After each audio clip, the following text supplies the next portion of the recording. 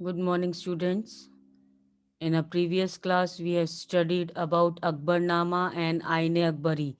Now, Akbarnama was the book written by Abul Fazl about the reign, about the rule of Akbar, what all happened during the rule of Akbar.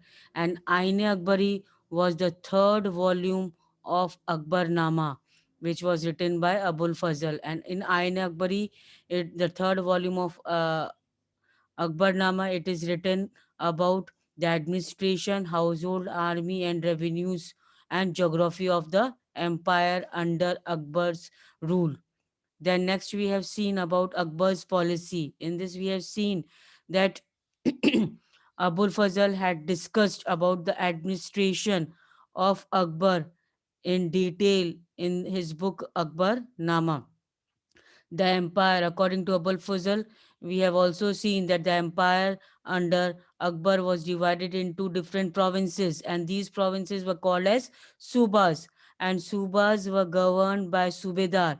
And further, this subedar was helped, or we can say supported, by other officers uh, to maintain the peace and order in the province. Now, these other officers which helped Subedar to maintain peace and order in the province were military paymaster called as Bakshi, minister in charge called of religious and charitable patronage was called as Sadar, military commanders as Faujdar, and town police as commander or Kotwal.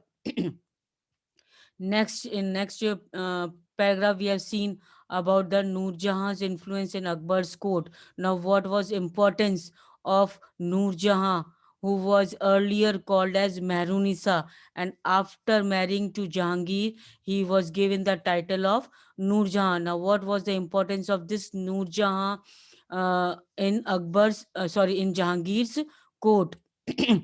Now, this is Noor Jahan was having a very special place in Jahangir's court, and he was called as he was Jahangir in his silver coins also, and one side his own picture was there, and other side the name of the queen Nurjahan was inscripted over there.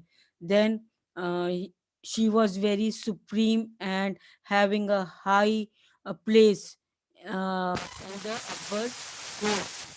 This also we have seen. Further, we have seen that Akbar used to have discussions on religion with different religious people, and these religious people were ulema, Brahmins, Jesuit priests, who were the Roman Catholics and Zoroastrians. Now, these were the religious people whom Akbar used to have discussion with on the really different religions, because he want to have the knowledge about different religion, and he was very much interested in other religions also. But with the discussions, Akbar observed that these religious people were very much means stringent to their own religion. They did not give respect to the other people's religion, and their teaching created division and disharmony amongst his subject, means among his people. This uh, disrespect to shown by the religious people to the other religions was creating disharmony among the people among the people which was governed by in Akbar's rule. Now, then, finally, we have seen that Akbar had led the idea of Sulh-e-Kul. Seeing this, observing this disrespect towards the other religion, he had given the idea of Sulh-e-Kul. Akbar had given the idea of Sulh-e-Kul, which means universal peace. And this idea was based on tolerance and not to discriminate between people of different religions in his rule, in his realm, means in his rule. Next, we have seen that Akbar has also focused on the moral ethics like honesty, justice, and peace in his rule. He had asked people to be honest, to be justice, and to be peaceful in the country. Then next we have seen that he was helped by Abul Fazl in framing a vision of governance in the administration of the idea of Sulh-e Kul. Next, the Mughal Empire in the 17th century and after. Now, this we will start today. In this paragraph, we see that the administrative and military efficiency of Mughal Empire led to great economic and commercial prosperity. So, due to administrative efficiency, due to much military power, Mughals were gaining more and more prosperity in its their rule. International travelers describe it as the fabled land of wealth. That means it was full of good economic prosperity, and this was described by the international travelers also. But these names visitors were also appalled at the state of poverty. At the same time, visitors were also appalled at the state of poverty that existed side by side with the greatest opulence, with the greatest prosperity side by side. These travelers were of the view that poverty also was there in the rule of Mughals. The inequalities were glaring. That means the inequalities were clearly shown in the rule of Mughal Empire. Now, documents from the 20th year of Shah Jahan's reign inform us that the highest ranking Mansabdars were only 445 in the number out of the total 8,000. That means the highest ranking Mansabdars in from the 12th century, 12th year of Shah Jahan's reign was only limited to 445 from the 8,000. Why? Highest ranking shows that how much salary these mansabdars were having at that time. Now, this small number, a mere 5.6% of the total number of mansabdars, received 61.5% of total estimated revenue. That only I said that the revenue which they were receiving mansabdars was becoming less day by day, as their salaries for themselves and their troopers, that means for their military, the mansabdars were getting less and less salaries day by day. Now, the Mughal emperors and their mansabdars spent a great deal of their income on salaries and goods. That means mostly the salaries, the income was spent on goods. The expenditure benefited the artisans and peasantry who supplied them with goods and produce. Then means those people who used to supply the Mughal administration with goods and with different types of things and their produce. That means among them were artisans. That means people which were expert in some or the other activity. And the peasantry means the farmers. They used to help the Mughal administration by giving them, by supplying them with goods and their produce, and they were only benefited by the Mughal administration. But the scale of revenue collection left very little for the investment in the hands of primary producers. That means from the people who were the first producers, means the lower category of farmers, that is we can say the peasants and the artisans, which were indulged in one or the other art activity. They were very much means suffering from the poverty under the rule of Mughal. The poorest among them lived from the hand to mouth, and they could hardly consider investing in additional resources. Now, these additional resources were tools and supplies to increase their productivity. That shows that these poor people who were the primary producers, that means the lowest category of farmers and the artisans, they were getting that much only profit from which they can fulfill their daily needs. That means hand to mouth means they could fulfill only their daily needs, and no extra resources, no extra money was there for them to add to their tools and supplies so that they can increase their productivity. So this was the condition of poor people during the rule of Mughals. The wealthier peasantry and the artisanal group, the merchants, the bankers profited in the economic world. Now, during the Mughal rule, economically, if we'll see, then we will notice that the wealthier peasants, that the high standard of farmers and the artisanal groups, that is the people who were indulged in some of the other art activity, which were having good type of standard, good type of reputation in Mughal administration, and even merchants, that means the traders and the bankers, they were only making profit in Mughal administration. The enormous wealth, that is means the huge amount of wealth and resources commanded by Mughal elite, means Mughal royal people, made them extremely powerful group of the people in the late 17th century. That means the only the people who were having good amount of wealth during the Mughal rule, they were only becoming more and more powerful group in the late 17th century.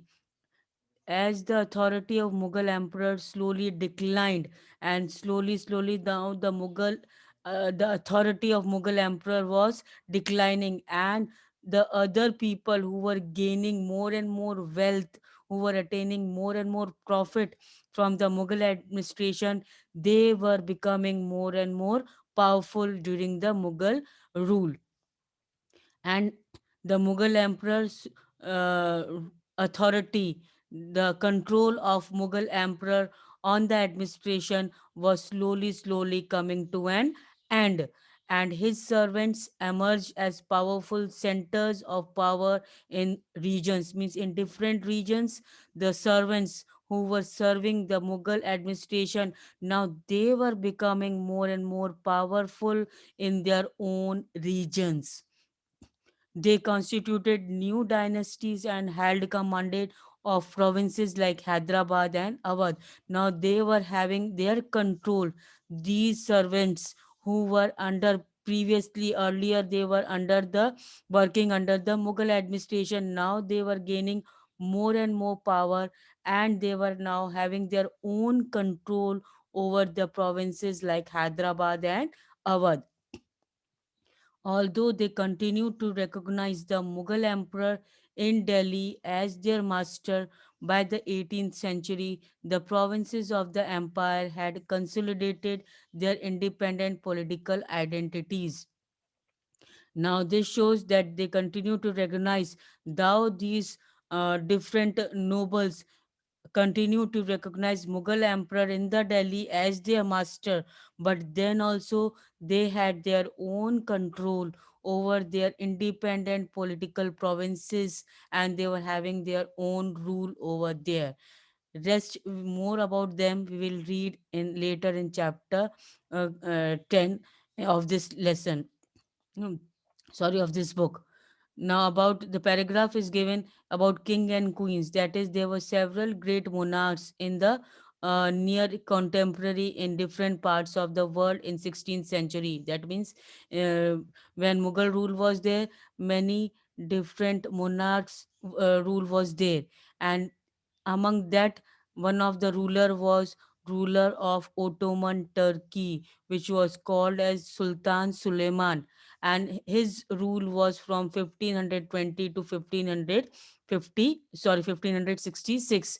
And his rule, the Ottoman, that means the Turkey state expanded during his rule, that is during the Suleiman's rule.